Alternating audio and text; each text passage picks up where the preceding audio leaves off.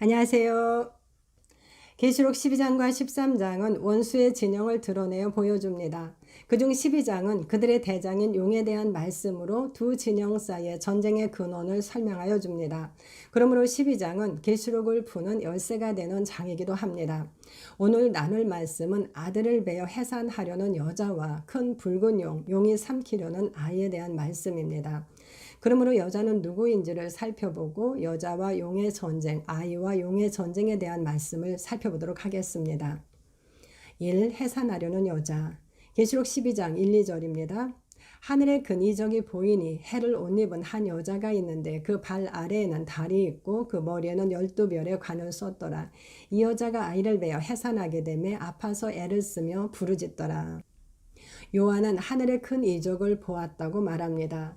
이적은 셈의 이론으로 지시, 특히 초자연적으로 기적, 표적, 이적이라고 정의합니다. 이 말씀에서는 이적보다는 초자연적인 지시로 보는 것이 좋겠습니다. 그는 아이를 베어 해산하게 된 여자가 아파서 애를 쓰며 부르짖는 것을 보았습니다. 3절에서는 큰 붉은 용을 말씀합니다. 용과 아이를 맨 여자입니다.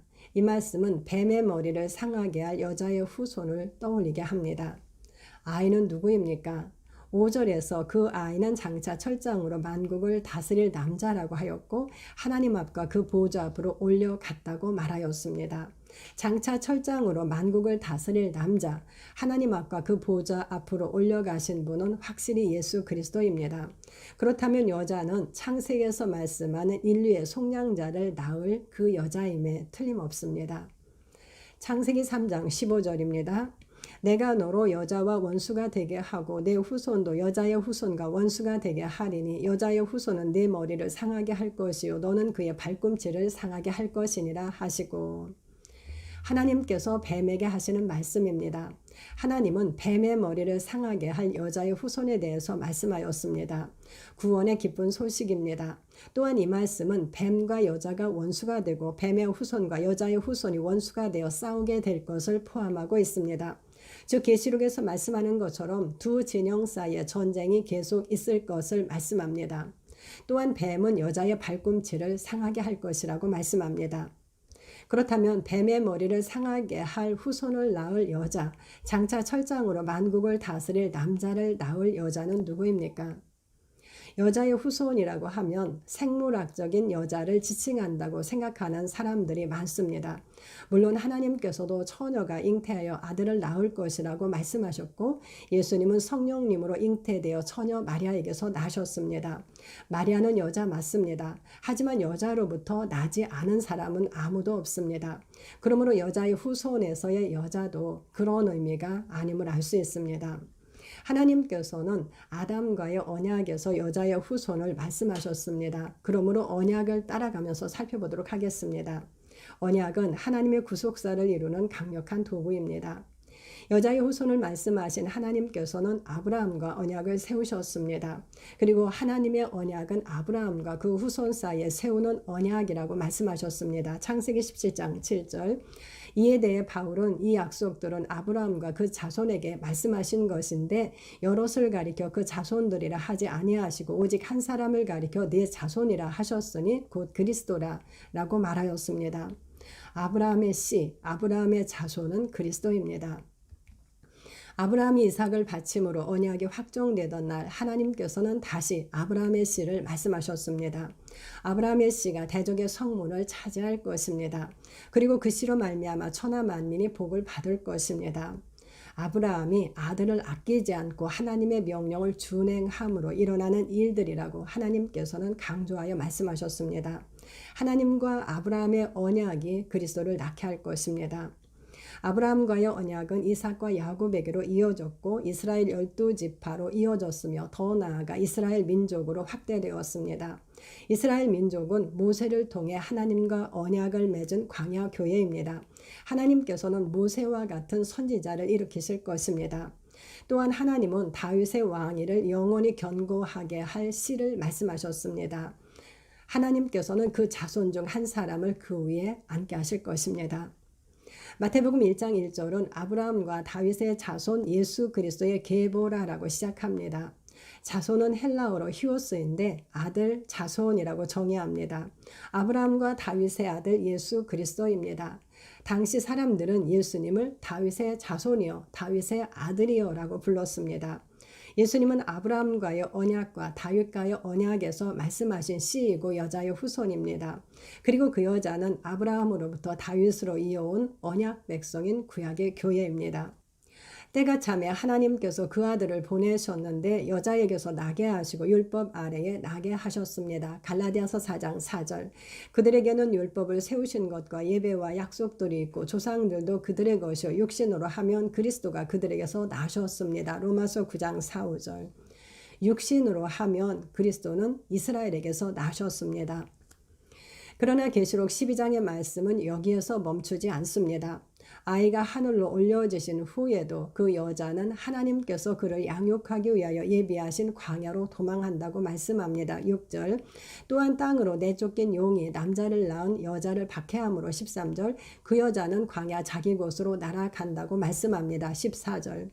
남자를 낳은 여자가 예수님 승천 후 광야에서 3년 반 동안 양육을 받는다고 2번 말씀하여 그 말씀을 확증합니다. 이는 구약의 교회가 아니라 신약의 교회에 있을 일입니다. 그런데 그들이 또한 남자를 낳은 여자라는 것입니다. 이 말씀은 예수님의 말씀에서도 찾아볼 수 있습니다. 예수님께서는 제자들을 둘러 앉은 자들을 나의 어머니와 동생들이라고 말씀하셨고 누구든지 하늘에 계신 내 아버지의 뜻대로 행하는 자가 내 형제요 자매요 어머니라고 말씀하셨습니다. 말씀을 듣고 주님을 그리스도로 고백하고 따르는 자들, 주님의 제자된 자들이 주님의 형제요 어머니라는 것입니다. 아버지의 뜻은 그 아들을 믿고 영생을 얻는 것입니다. 구원받은 하나님의 백성이 그 여자가 됨을 알 수 있습니다. 이사야 66장 7, 8절입니다.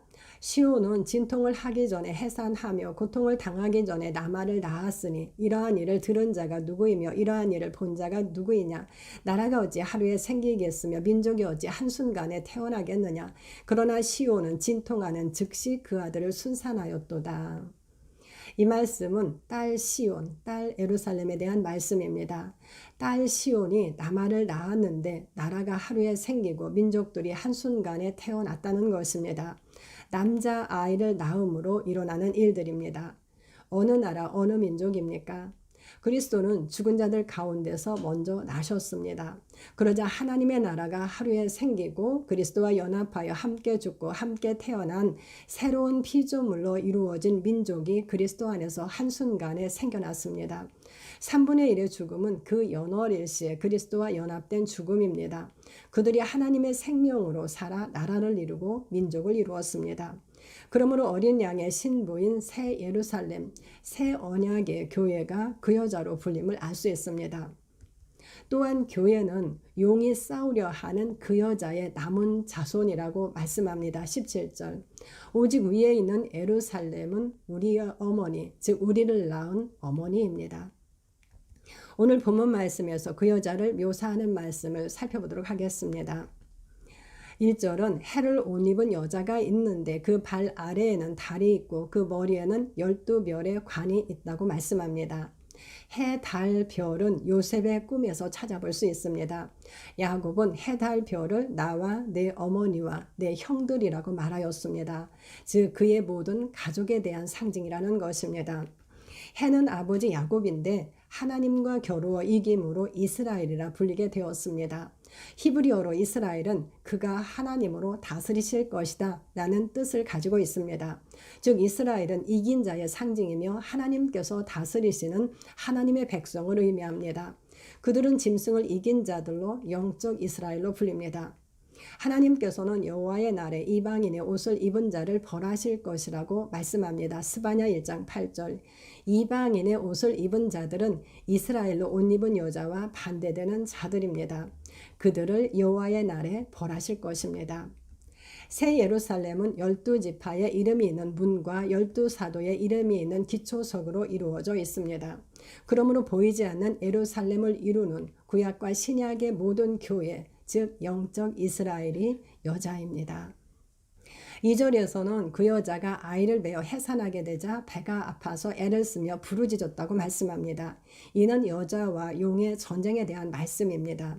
여자는 언약을 통하여 하나님의 말씀으로 아이를 잉태하였습니다. 그러나 사탄에게 이는 멸망의 예고입니다. 그러므로 하나님께서 여자의 후손을 말씀하신 때부터 그는 오랫동안 여자의 후손이 오는 것을 막으려 하였습니다. 뱀과 여자는 원수가 됩니다. 가인은 악한 자에게 속하여 그 아우 아벨을 죽였습니다. 애굽 왕 바로는 이스라엘 남자아이를 나일강에 던져 죽이게 하여 이스라엘을 멸망시키려 하였습니다. 아달랴는 아들 아하시아가 죽자 유다 집의 왕궁의 씨를 진멸하고 스스로 왕이 되었습니다. 또한 이스라엘은 바벨론에 의하여 성전이 회파되고 사람들은 바벨론 포로로 잡혀가 긴 세월을 보냈습니다. 사탄은 블레셋, 모압, 암몬, 애굽, 아수르, 바벨론, 로마 등 주변 나라들을 통하여 여자의 후손이 오는 것을 막으려고 전쟁을 일으키고 나라를 없애려 하였습니다. 그러므로 여자는 언약의 성취를 위한 산고로 고통스러워합니다. 그러나 앞에서 나눈 이사야의 말씀은 시온은 진통하는 즉시 그 아들을 순산하였다고 말씀하였습니다. 또한 시온은 진통을 하기 전에 해산하며 고통을 당하기 전에 남아를 낳았다고 말씀하였습니다. 새 언약의 교회는 진통을 하기 전에 이미 해산하였다는 것입니다. 2. 용과 용이 삼키려는 아이. 3절입니다. 하늘에 또 다른 이적이 보이니 보라 한 큰 붉은 용이 있어 머리가 7이요 뿔이 10이라 그 여러 머리에 7 왕관이 있는데. 이 말씀은 용의 성품과 그가 가진 것들을 설명하여 줍니다. 요한이 본 것은 큰 붉은 용입니다. 그는 온 세상의 임금으로 큰 용입니다. 그런데 그가 붉은색이라고 말합니다. 계시록에서 붉은색과 흰색은 명확한 의미로 사용되었습니다. 흰 옷이 의를 상징한다면 붉은 옷은 죄를 상징합니다. 그와 연합된 바벨론도 자줏빛과 붉은빛 옷을 입었습니다. 계시록 17장 4절. 바벨론과 연합된 짐승 즉 적그리스도도 붉은 짐승으로 불립니다. 계시록 17장 3절. 용은 신 아래 거하는 악입니다. 그 용에게 머리가 7이고 뿔이 10이라고 말씀합니다. 머리는 지혜를 의미하고 7은 완전함을 나타냅니다. 뿔은 권세를, 10은 가득함을 의미합니다. 완전한 지혜와 가득한 권세입니다. 그의 지혜에 대해 하나님께서는 지혜가 충족하며 온전히 아름다웠다고 말씀하였습니다. 에스겔 28장 12절. 또한 예수님께서는 뱀같이 지혜로우라고 말씀하셨습니다. 마태복음 10장 16절. 그가 지음받던 날에 가졌던 지혜가 타락한 후에도 그대로임을 알 수 있습니다. 그는 지혜가 충족합니다. 그리고 그 여러 머리, 즉 7머리에 7 왕관이 있다고 말씀합니다. 왕관은 영광과 영예를 의미합니다. 완전함을 의미하는 7 왕관입니다. 그는 천하 만국의 모든 권세와 영광을 가지고 있습니다. 7머리와 10뿔은 7 왕과 10 왕으로 불리기도 합니다. 4절입니다.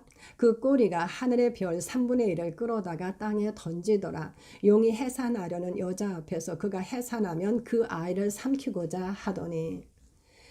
4절 앞부분은 그의 꼬리에 대한 설명입니다. 큰 용의 꼬리가 하늘의 별 3분의 1을 끌어다가 땅에 던졌다고 말씀합니다. 어떤 사람들은 이 말씀을 용과 함께 타락한 3분의 1의 천사라고 말하기도 합니다. 그러나 용과 그의 사자들은 예수님의 승리 후 미가엘과 그의 사자들과의 전쟁에서 이기지 못하여 땅으로 내쫓겼다고 말씀합니다.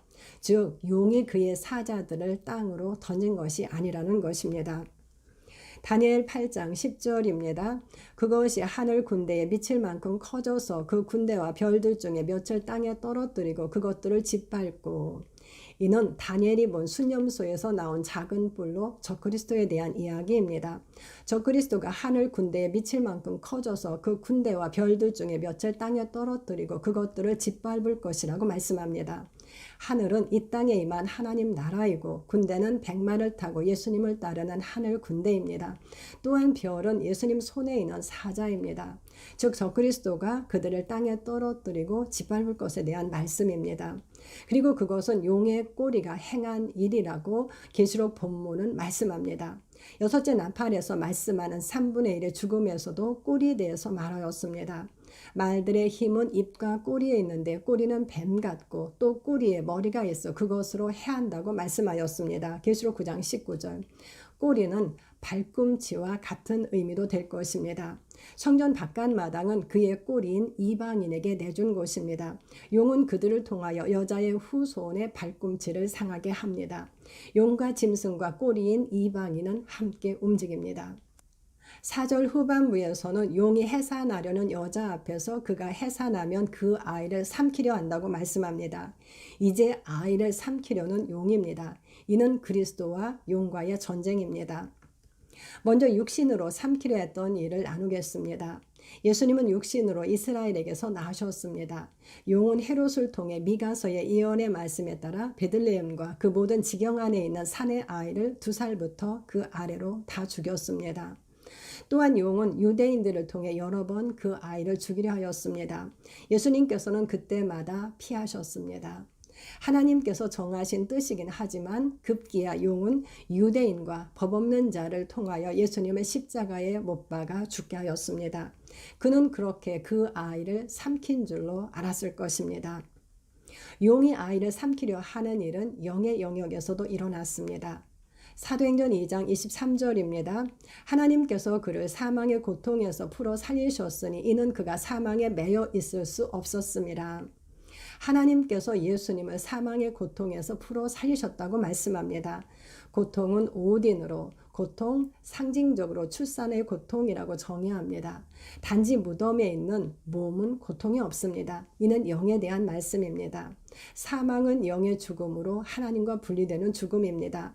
죄 없으신 예수님에게 인류의 죄가 옮겨졌을 때 그분은 하나님과 분리되는 사망 가운데 있었습니다. 아버지 품속에서 나오신 예수님께서 우리 대신 죄가 되심으로 아버지와 분리되셨습니다. 그러므로 그분은 엘리엘리 라마 사박단이라고 부르짖으셨던 것입니다. 그분은 사망의 고통 가운데 계셨습니다. 십자가에서 죽으신 예수님은 사망 가운데 있는 자의 육체가 죽으면 가는 음부로 가셨습니다. 음부는 사망의 뒤를 따릅니다. 사망과 음부는 용의 영역이었습니다.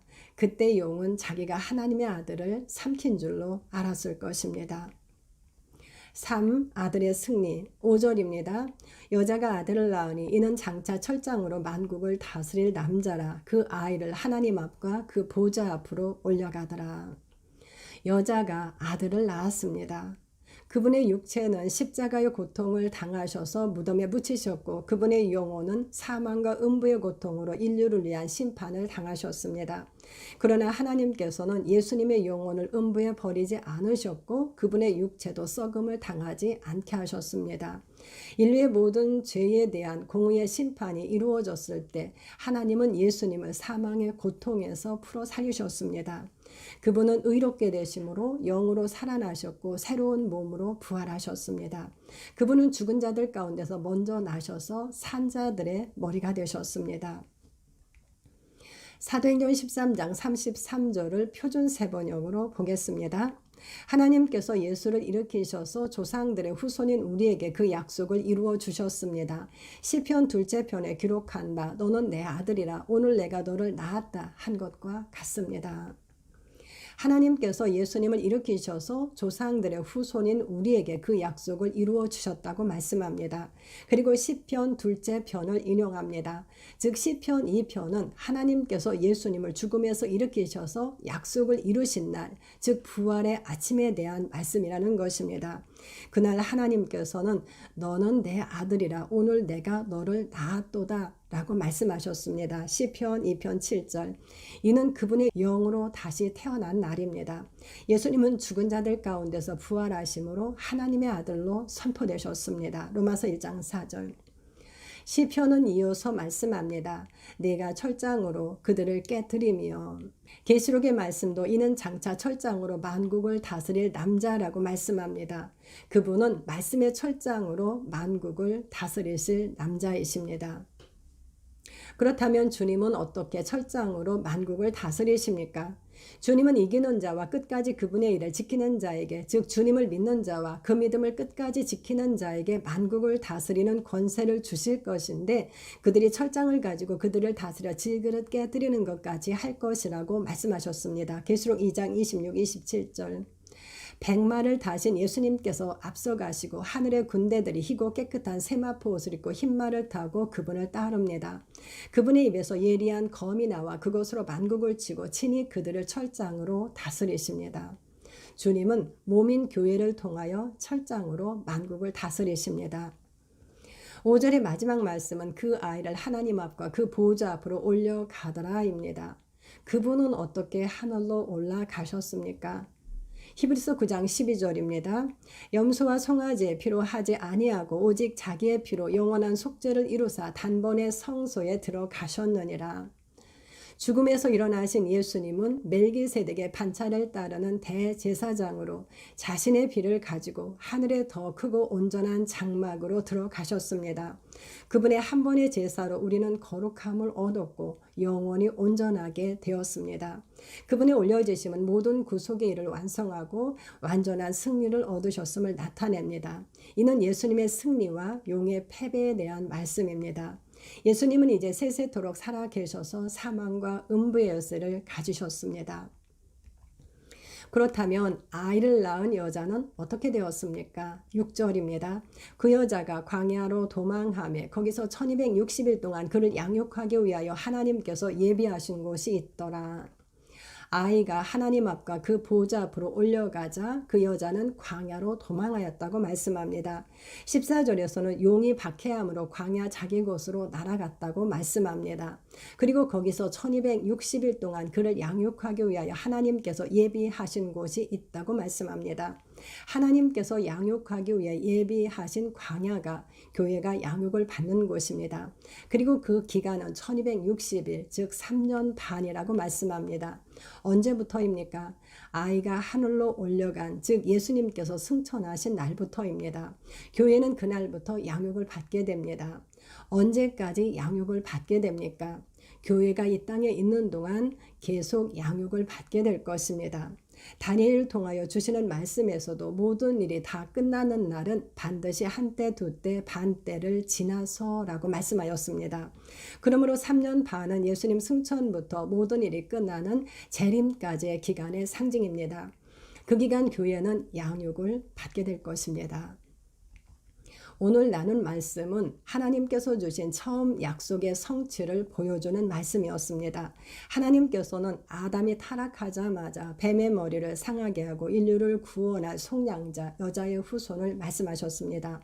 그러므로 사탄은 여자와 여자의 후손과 원수가 되어 그들을 삼켜 자신의 멸망과 인류의 구원을 막으려 하였습니다.